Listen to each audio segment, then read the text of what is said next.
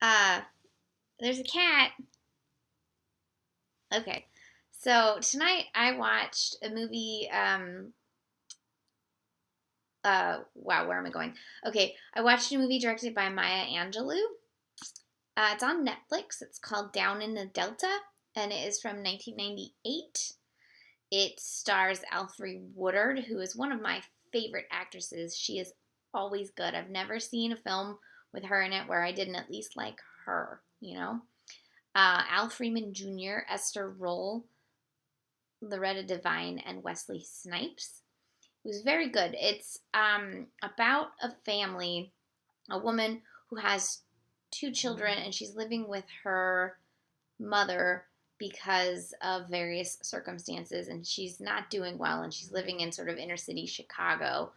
And finally, her mother is just like had it and sends her and the kids to go live with their uncle, her brother-in-law, for a little bit in the Mississippi Delta to sort of get back into life and maybe stop fucking shit up. And in doing so, everything gets better. It's one of those sort of inspirational films where there's a solution to problems.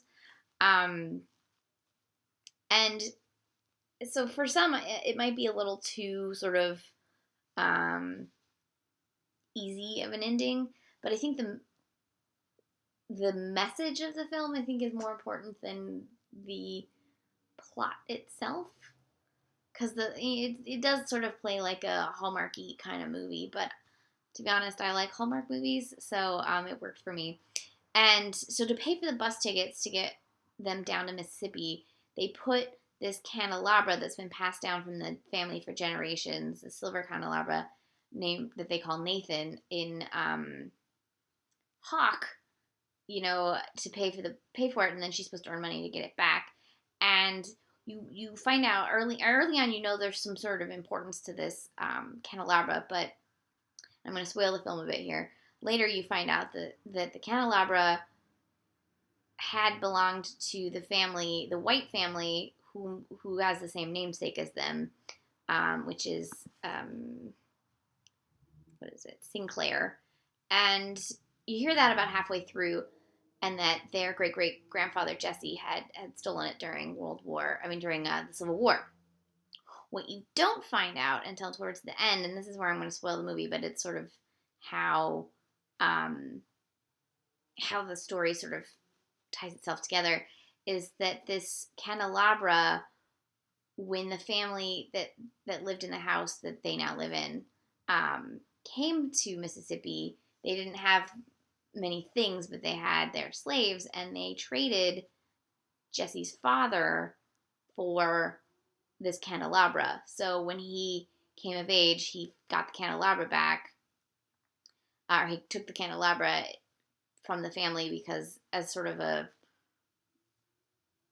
both revenge, but also sort of to remember what it meant and what family means and how easy it was when they were not free to have their family taken from them. And so the point of the film is the importance of family and keeping family together, and why in particular for this Black American family that is so important. I found it very interesting as a white person, because I've never had to think about family in that term.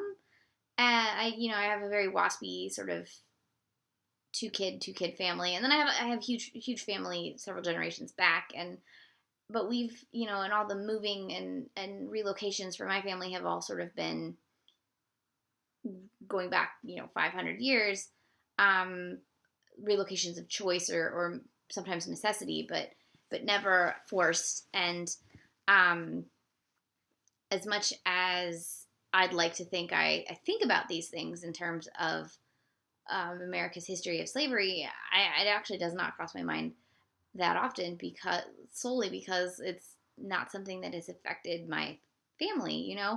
And then it got me to think about how many Black families have that as part of their history, and what that trickle down could be like, generation after generation. And So even though the film isn't necessarily the best made film of all time, it was Maya Angelou's first film, the things it wants you to think about, I think, are super important. And in that sense, it really educated me on some things and put some stuff in perspective that I hadn't really thought about.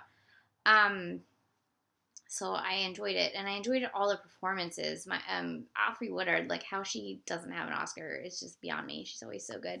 And Esther Roll, it was her last performance, and she's playing a woman with Alzheimer's, and it's devastating to watch. And it was really great to see Wesley Snipes just playing like a regular dude instead of some like buff hero character. I like him a lot. He's a good actor. So this is on Netflix, so you can watch it. It's a perfect movie for both 52 films by women and Black History Month. Here's my plug for my computer. I don't know why I just pulled that up because I was going to plug in my computer. You should watch this film. I think it's quite good. I'm not actually sure if Maya Angelou ever directed anything else. Let's see what the internet says. Cat! Don't attack me. My cat's attacking me. Ow, stop, ow. She directed an episode of television in the 70s, and this is the one film that she directed. Well, that's too bad. Maybe this is the one story she wanted to tell, I don't know. It was written by Myron Goebel, who, according to the internet, this is his only screenplay, so I don't know.